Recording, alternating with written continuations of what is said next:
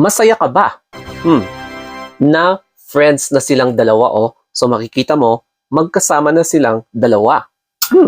Naaalala mo ba silang dalawa? Makikita nyo dito si Kuya Bagger ng isang supermarket. Tapos ang katabi niya ay si Madam Hampas Lupa Vlogs. Kaya kung naaalala nyo silang dalawa, malamang sa malamang, magugulat kayo na magkasama silang dalawa. So, ibig sabihin ba, friends na talaga silang dalawa? Ganito kasi yung nangyari noong una silang magkitang dalawa. Nagreklamo sa'yo, ikaw yung sumasagot. Ikaw yung sumasagot. Ano? Apply ka na? Oo, mag-apply na ako. May pera mo ko ng ano ko yan. Apply na madam ba? Madam, apply ka na madam. Hindi, tinutulungan ko si Kuya kasi ang tagal Kanina pa ako naghihintay Sa kanila may hindi kinakamay lang ikaw. Ano yan? Hindi, mahina ako Di ba feeling lang talaga yan sa kanya Tulungan mo din. Uy!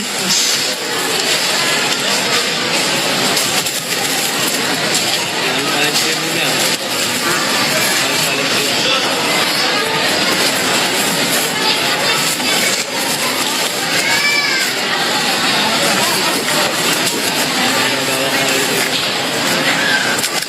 Hindi ko nakita paglagay mo, May. Hindi ko nakita paglagay mo.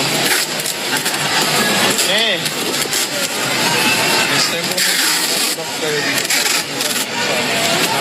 Alam mo Kuya, dapat talaga kasi konti lang dun sa papel nyo. Pero ang sabi nila, wala. Diba? Hindi namin problema kung maabusan kayo, okay? Hindi ako nagreklamo sa'yo, ikaw yung sumasagot. Ikaw yung sumasagot. Ako yung nagreklamo. Hindi ako nagreklamo sa'yo, Kuya. Kanina pa ako dito ng bagal-bagal. Bakit mabagal ka talaga? Bakit? Talaga naman, mabagal ka. Hindi ko kasi alam kung wala kang plastic. Kuya, baka pwedeng ganyan kasi hindi ko alam. Matatandaan kasi na nagkaroon ng encounter ang dalawa nung nag-work or naka-duty si Kuya Bagger sa isang supermarket. Tapos, saktong andito naman si Madam Hampas Lupa bilang isang customer sa isang supermarket. Tapos, mapapansin nyo talaga, nagsimula silang magtagisan ng mga words. Di ba?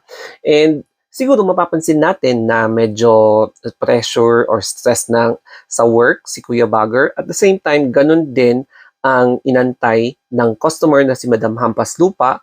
So, nagkaroon ng clash of stress. Kaya nagkapalitan sila ng emosyon sa time na yan habang may kumukuha ng video na kasama ni Madam Hampas Lupa or baka si Madam Hampas Lupa. Basta ganon.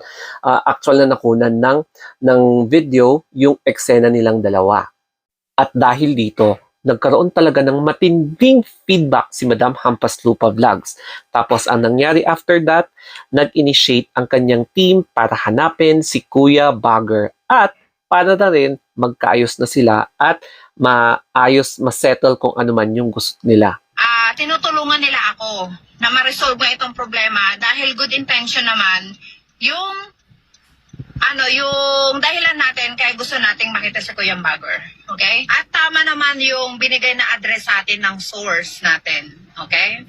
So, nahanap nga natin si Kuya Bagger, pero hindi siya humarap sa akin sa barangay. Yes.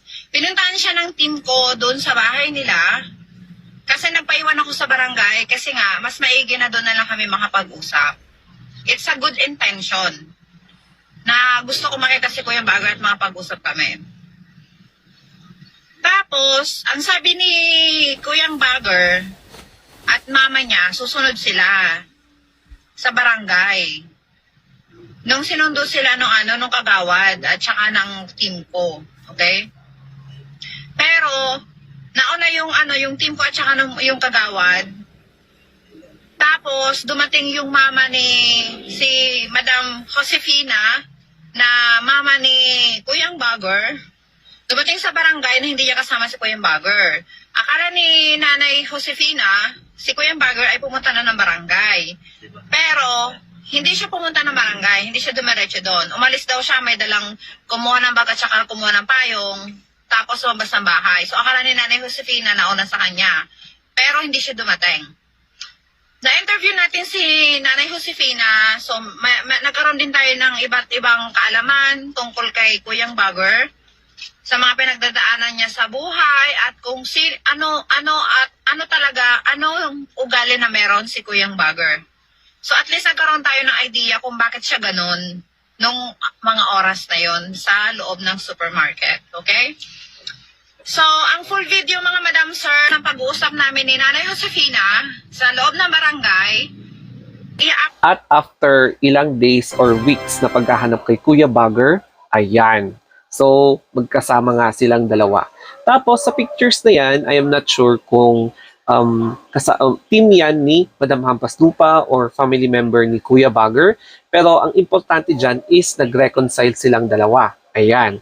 And siguro naman may mga matutuwa dito, no? Kasi sa halip ng mga pag-exchange nila ng emosyon doon sa supermarket is, ayan, they ended up well. Tapos mukhang nag-meet ulit sila sa ibang araw, no? At nagsamgip-salan sila. Tapos marami ang nagsasabi na dapat din maging vlogger na si Kuya Bagger. For me, may reaction sa comment na yon. Why not, di ba?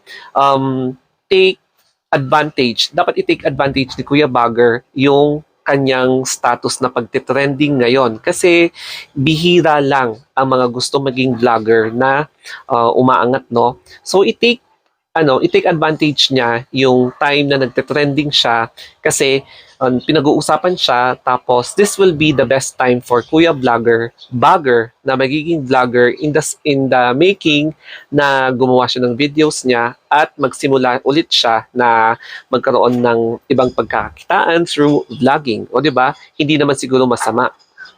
For me naman, I don't also condone yung pagmumura ni Ate Girl. And syempre, I don't also condone yung behavior ni Kuya Bagger doon habang naka-duty siya. Pero let's all be positive. Sana wala ding bashing, lalong-lalo na at nagkakaayos na silang dalawa. So, iwasan na yung pagiging crab or yung pagiging nega dahil deserve naman natin na magkaroon ng happy ending katulad nilang dalawa. O, di ba? So, I hope na no hate in this video. Kaya, sana may natutunan kayo dito sa video na ito.